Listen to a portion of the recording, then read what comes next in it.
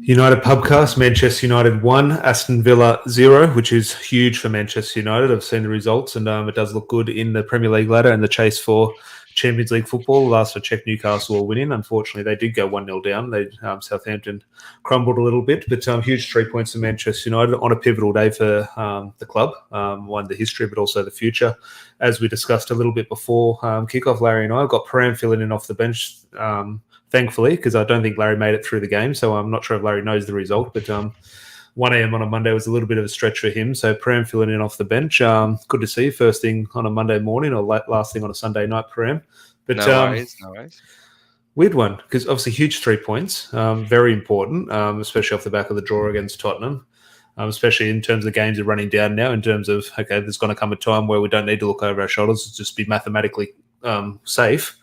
In regards to that chase for top four, and but ultimately hanging on for dear life at the end, and it was quite I'd say a good performance in regards to the way we're playing football, but obviously let down in terms of that the final third, and almost came back to bite us.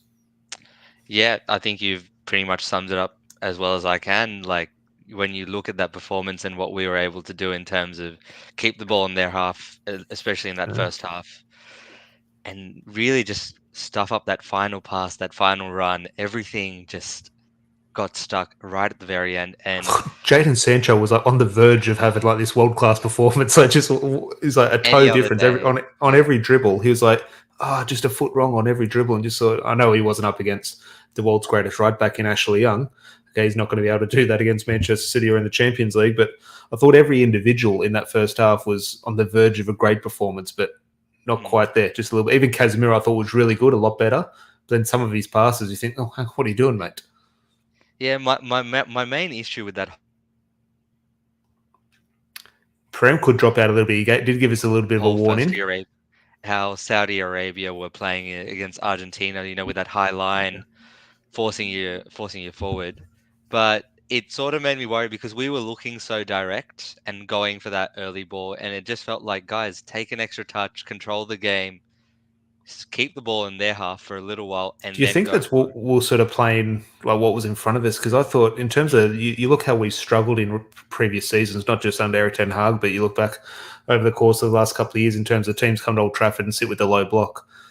Ultimately, we haven't smashed Aston Villa, but I thought the performance was quite dominant from Man United in terms of going forward. But it was criminal by Aston Villa in regards to, okay, our execution let us down. But I thought, Emery, he's a very sort of tactically, and you'd think in your perception, is defence first orientated. It was criminal the way they were defending. Now, yes, obviously caught us offside once or twice, and that was, I'd say, more wrongdoing on our half than sort of a good offside trap.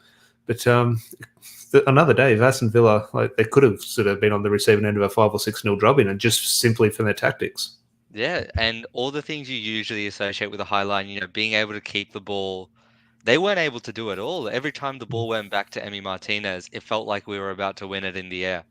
And then every time these fullbacks had it, we were able to press them, win that ball back really well. Casemiro, Lindelof, a lot of our defenders winning it so easily, it felt at times. And Emery, I really don't expect this from him. Villa's been going great up until now, but I just don't know where this idea sort of came from. Maybe he saw something in De Gea, obviously.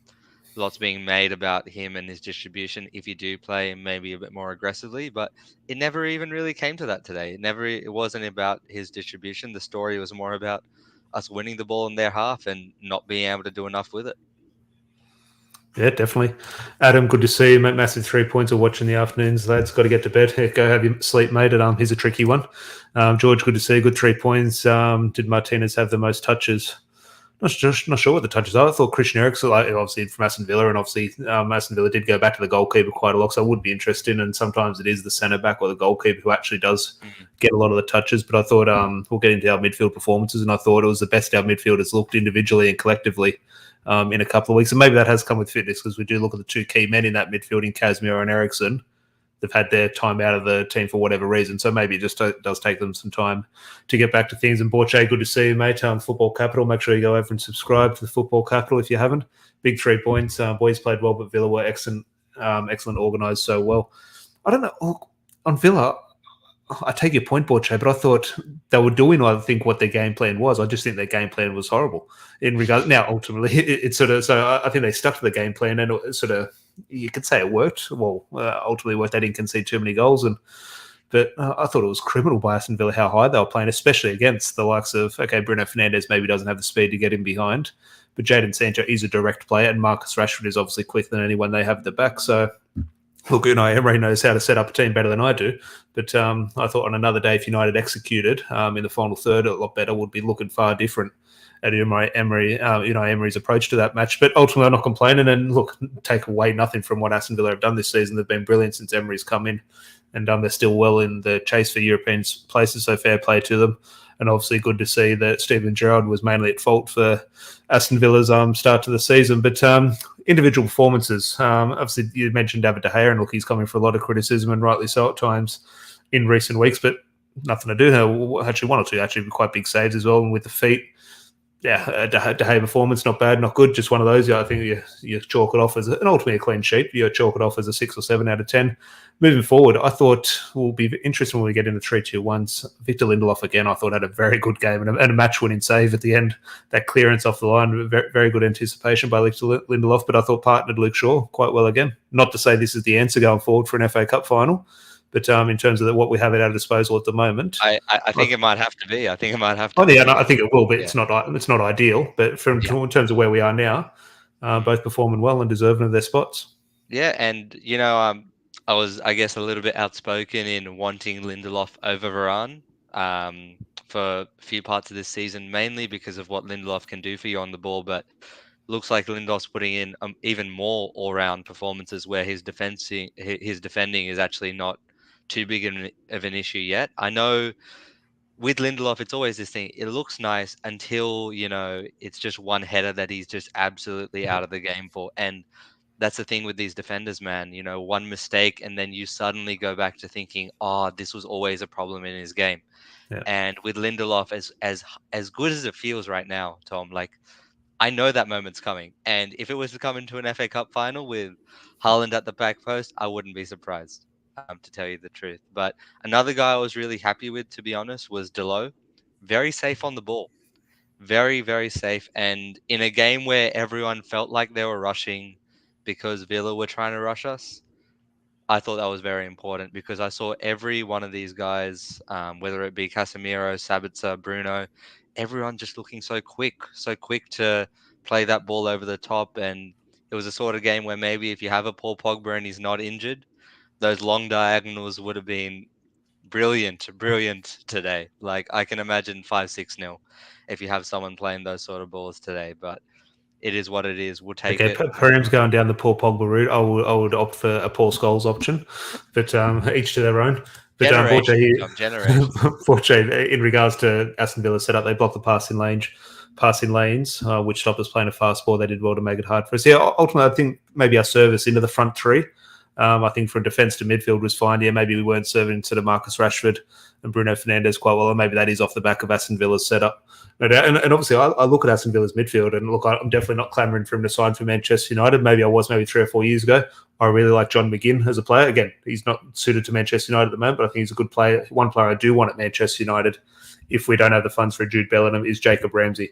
I think, and again, I'm not saying he's going to come in and transform us into a title-winning team, but I think he's a very good player, and I'll be very interested to see if Aston Villa can keep a hold of him. But you mentioned we'll get him 3-2-1 in a little bit. Borche's also said Luke Shaw for 3 points, Bruno for 2, and Victor Lindelof for 1. Hard to argue with those. Maybe my order potentially will change, but get your 3-2-1s in as well. But you mentioned Diogo Dalot had a solid game. Troy Malacia was a bit of a, I don't know if he's a surprise, probably a surprise, the inclusion in regards to sort of the rotation of fullbacks and balancing Dalot from left back to right back. But when his selection was announced now before kickoff, raised some eyebrows off the back of some sort of questionable form in recent weeks.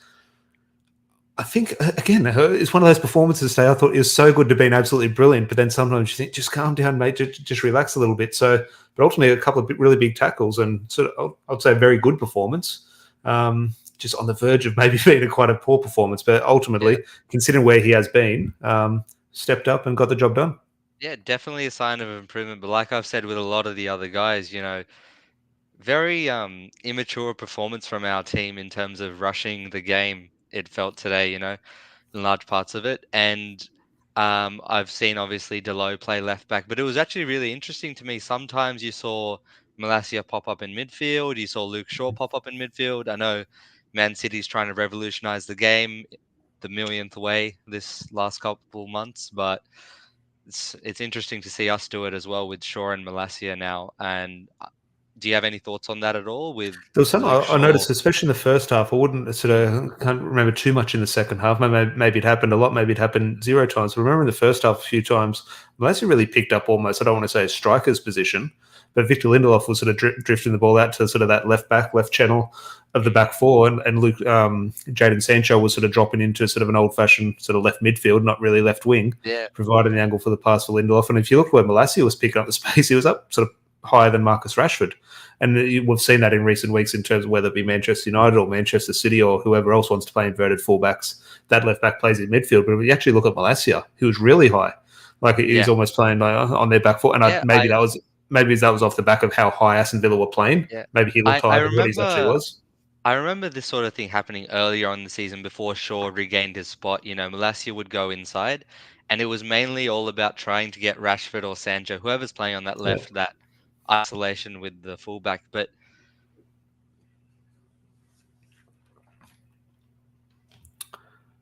Prem might be frozen. I know you're back now. Your internet just cut out for a second, but you should be back. Guys, it's a 1 a.m. night in Borkham Hills. No, you're back now. The best time for Wi-Fi.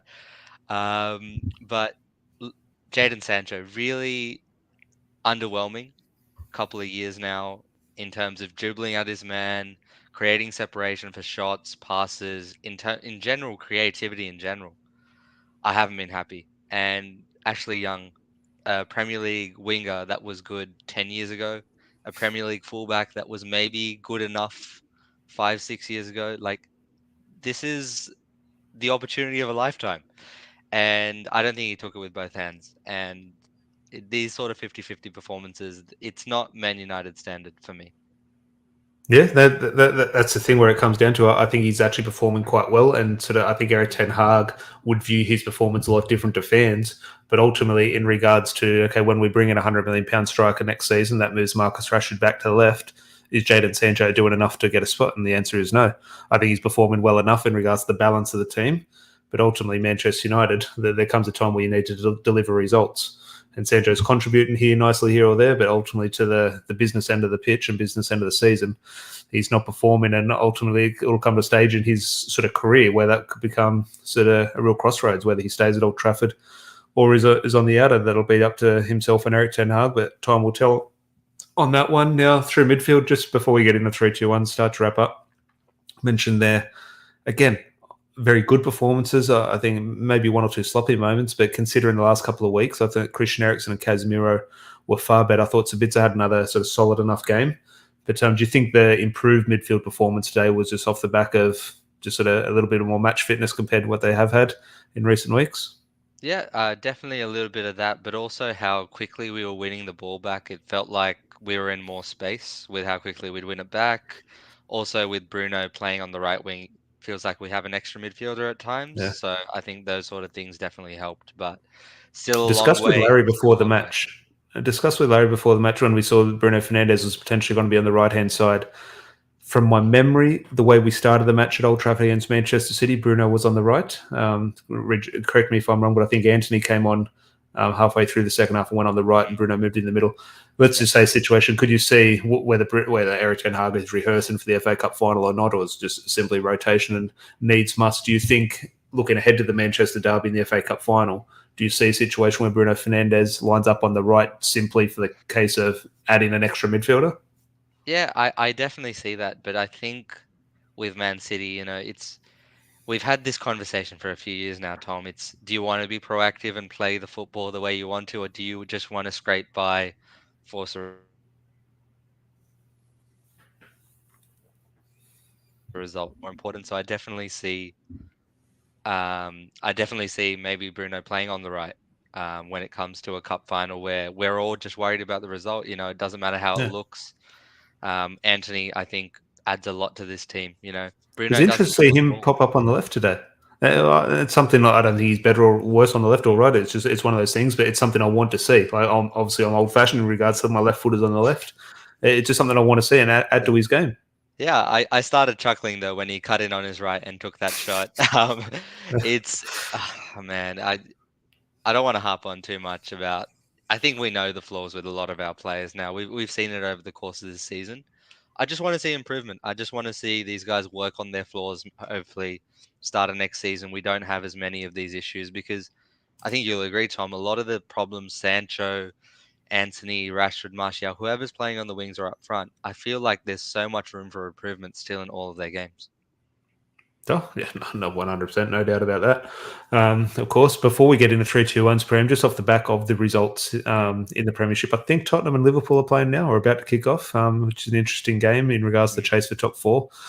Everyone's saying Liverpool have a chance of coming back. I don't see it at all. But ultimately, a win here obviously knocks. You'd think it would knock Tottenham out of the race, and ultimately that is a good thing. But then, if you want to bring Liverpool technically back in, I still think they're a little bit short. But who knows? It'll be very interesting to see the result. But we're seeing. I think Leeds were losing last time I checked. It was obviously a big win for actually Man City. They were 2-1 up late on. Did Man City end up winning? Yeah, I'll just do a quick little Google check for you now. City won 2-1, Newcastle won 3-1, and Bournemouth's match, the Leeds come 4-1. So not too bad I on finished that. 4-1. Not bad, not Yeah. bad, not bad. I love a relegation battle. I'll have a closer look later on. But if you got the table in front of me, what does the table sort of suggest there in Yeah, regards to? table. I think we've got Southampton pretty much nailed on with 4 games to go. Oh no, Six looking at points. obviously down the bottom, but in regards Yeah, to the top four, yeah. Newcastle still would Newcastle be a Yeah, point ahead of yeah. us, but Newcastle 2 points ahead, but they've played a 2 points. game more. Yeah. So we're technically ahead of them. But given our luck and how we're starting our second halves, I really don't take that too strongly. What's the gap to fifth though? Yep. So Tottenham's played a game more, and they're oh Jesus, they're 9 points behind right now. Yeah, look, With that's a big Villa, win for us today. Liverpool, Brighton, they're all there, and they've all got games in hand. So theoretically, it is a bit closer. But we Look, win at a Brighton draw this with week. Tottenham and Yeah. Liverpool today. I think a draw there. Look, it's not now. It's not secured top four, but my God, it's close. So I think Yeah. another 2 wins, Yeah. especially maybe that game against Chelsea. I think that's our game in hand. Yeah. You win that, and Chelsea at Old Trafford. In regards to the current state, you got to be Uh, confident of points there. I know, not confident, but we should be we should be winning that game. And if that is the case, Manchester United will be in the top four, which is a huge thing, and not just for next season, Eric Ten Hag, but in terms of the ownership and Glazers and Qatar owns the gym. But that is a discussion for throughout the week as that news breaks. But 3-2-1s. If you're in the live chat, if you are new, we obviously picked up a few subscribers ahead of kickoff.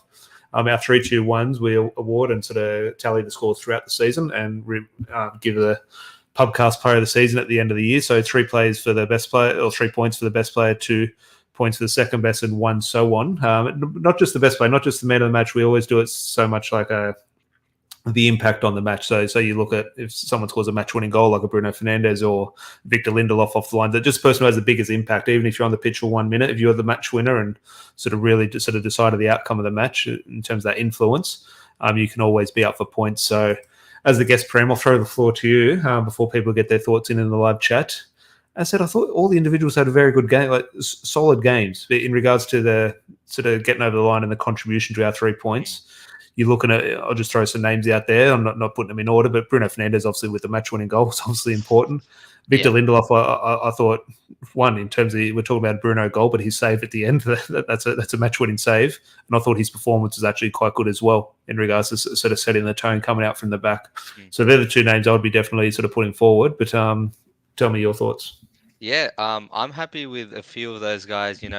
Football Capital's got here Shaw, Bruno, Victor. I'd be thinking maybe Delo instead of Bruno for how hot-headed Bruno can be. I don't think it really helped. Obviously, the goal is life-changing, but in terms of the performance itself, if we ignore that 5 seconds, I think I definitely put Diego Delo there. I was very impressed with our defenders compared to the rest of the team today. It's a hard one. Look for me in terms of the match. Bruno has to get a point. I definitely wouldn't be putting Bruno Okay. man of the match or anything, but I think for me, Bruno has to get a point. It's a match-winning goal, and ultimately, I always sort of afford to play a little bit more flexibility and sort of a little bit leeway when they're out of position in regards to sort of doing a job for the team, especially him. in regards to sort of narratives and debates around him as the captain. Okay, this is sacrificing himself for the team. I always give someone a little bit more leeway there.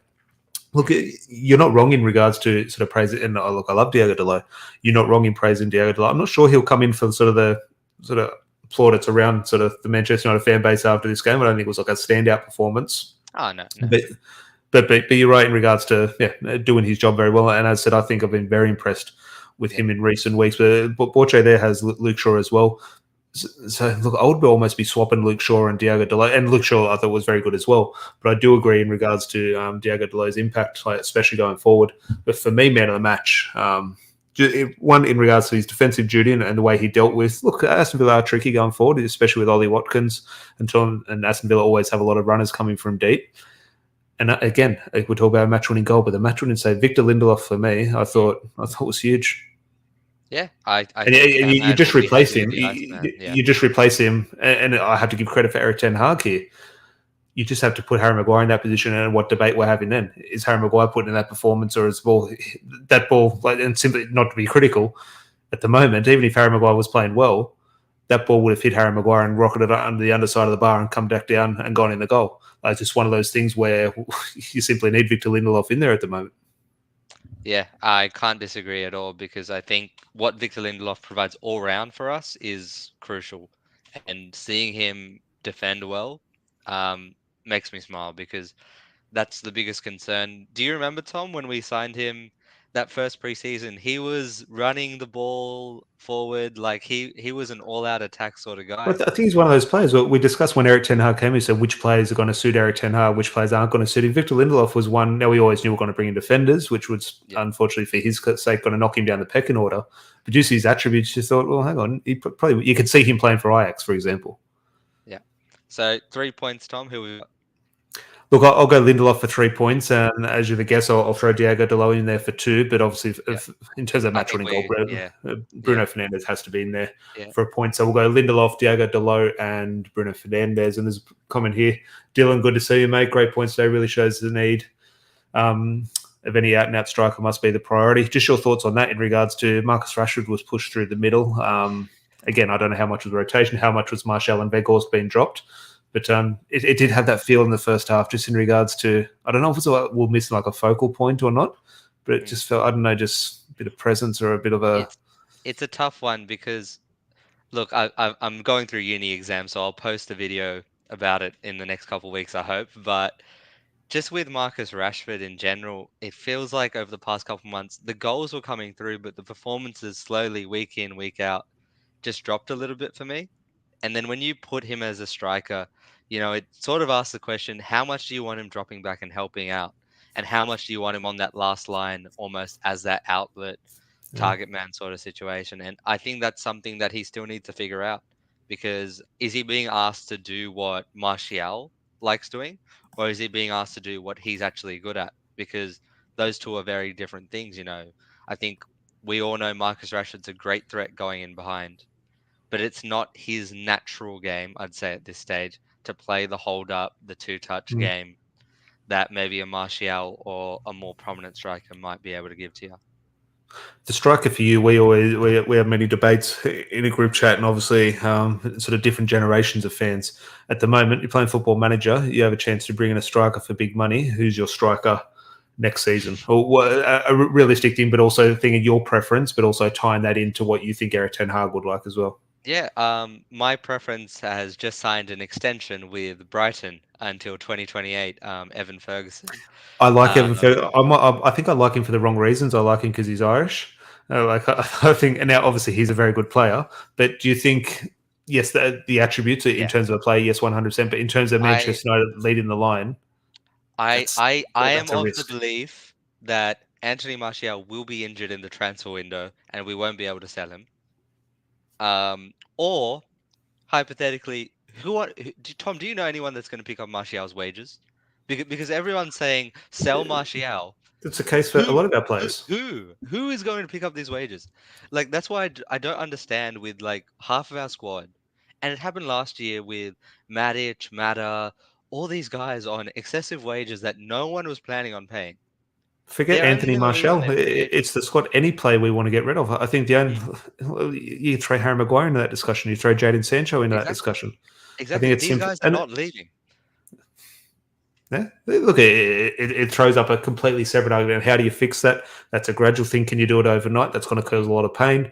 It's a messy situation. That's Yeah. off the back of So the reason for we are for protesting. for that reason, because I think Martial's staying, I think that's why Evan Ferguson, someone more of a prodigy sort of signing that can be eased in, doesn't have to play every week in, week Surely out. the Brighton contract puts an end to that, though. Yeah, 100%, 100%. I haven't really, obviously there's Osimhen at Napoli, but I think you'd be extorted to bring him in. Yeah. So I mean, we can sort of budget shop. I know you don't like Calvert-Lewin, Tom, but I think we might be in the budget market for a Premier League striker. I'm not too sure what the name is for Well, he'll that. be a I championship do not striker. want Harry Kane. I don't want Harry Kane. I could disagree more. I think Harry Kane would be perfect for United. Tom, as a player, I love him, but it's the same issue I had with Ronaldo, same issue I have with Casemiro. The timeline just doesn't match up for me. Yeah, look, that is the argument against Harry Kane. Of course, I do see that It in doesn't regards match. to the wages, the age, the contract, etc., all those things. But goals change things, and I think he's as close to this. We It's why went you through pay this big money two for a years store. ago with Cristiano Ronaldo, Oh Tom. no, It's not. different player, completely different situation. In my opinion, I understand a number 9 standing up there, but Harry Yeah, Kane is a far better. he's a team player. He's a far better player than Chris, which is crazy to say. He's a better footballer than Cristiano Ronaldo, and I just think that suits Eric Ten Hag far better. In terms of the team, I agree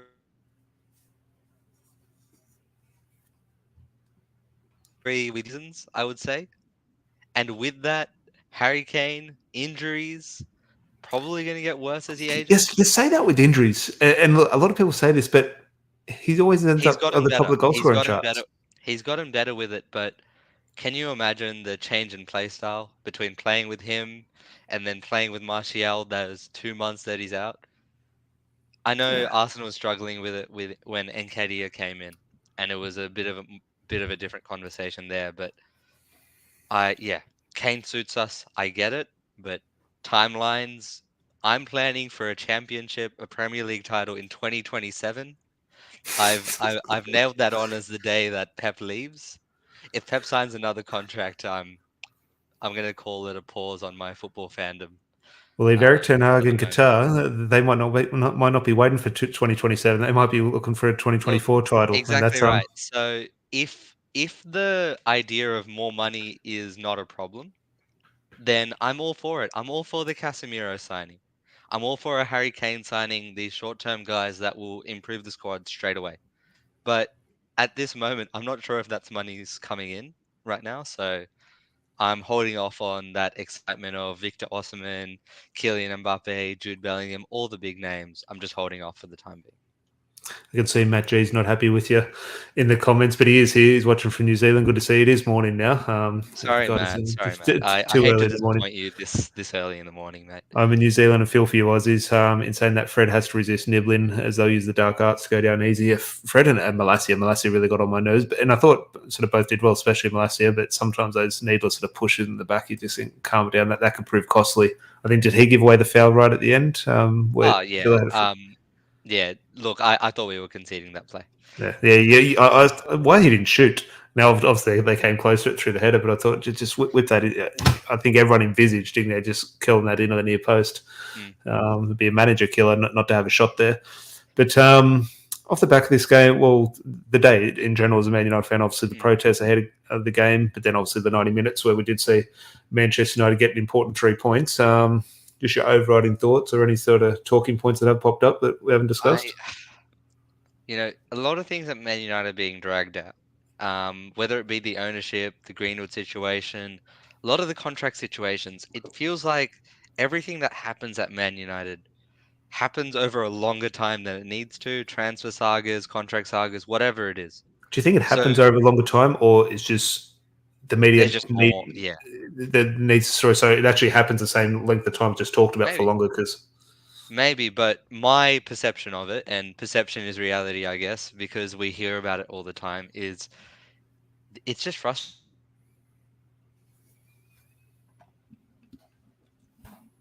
catching up on Twitter anymore with a lot of the information on the ownership because it doesn't really change my perception as a fan with no control right now. You know, I want new owners. I want new owners that'll back the club. I want new owners that won't take money out of the club. And I think that's as far as the common ground goes because, you know, selling a club does take ages. I'm fully aware of that from the finance side of things. My big fear with this the sale of the club is okay. Everyone thinks okay. Now I'm sure that I'm in a minority. I think there's got to be another round of bidding. It wouldn't shock me. Maybe that's just the pessimist in me. Yeah. But let's say in a month's time we have a new Qatar win the bid. The Glazers agree to sell the club to Qatar. I have no idea how these sort of takeovers and these business deal works. I could see a situation with no information where they're handing over the keys takes 6 months. Mm. Well, I don't know. It might happen overnight. It might be okay. Monday morning, here you are. You're the new owners, or it could be a process where we simply don't know how long this could take. Like even if they have agreed and okay, the deal's done, Qatar, you're the owners. How long until they're actually in charge and sort of signing the checks in the transfer window? Yeah, and the other side of it, which I'm sure we don't talk about because we don't like the Glazers, you know. The Glazers are the devil that we know. We know all about them. We know all the wrong things they'll do. Bringing anyone in, I know we obviously think, oh yeah, they'll be better than the Glazers. But we have no idea what the next owner's like strategy is. We have no idea what their ambition is, even in terms of the coach. We've seen this Look, I season. completely agree. Just the situation we're in, it's a risk worth taking. It was a risk needed to be taken. I agree, but I need to see definite sort of plans, you know, and that sort of transfer of the ownership. I really don't want it to stuff up what we've got going on the pitch Are we lazy because when we look at Qatar and let's just say Middle East, like whether it be Abu Dhabi, Saudi Arabia, Qatar, whatever, and just thinking it's going to be great like Manchester City? Like where what happens if Sheikh Jassim? I'm not saying this is the case at all, but what happens if he's the Qatari Todd Bowie? yeah, it's a case of positive stereotyping, you know? Like we've grouped all these guys in as one sort of conglomerate and it's like, oh yeah, he's Arab, he'll spend money. Mm. These guys have got endless money, you know, oil money, whatever it is. And there's no actual like validity to it and what they will actually do. We don't know until they actually get the ownership. Mm. And I'm happy, of course, if we do get owners that want to try stuff, but the main thing for me is that I want the football side of things to run by the football people. And Yeah. I see the risk of it in other sports. I see the risk of it at Chelsea. When you do sort of tip over and you don't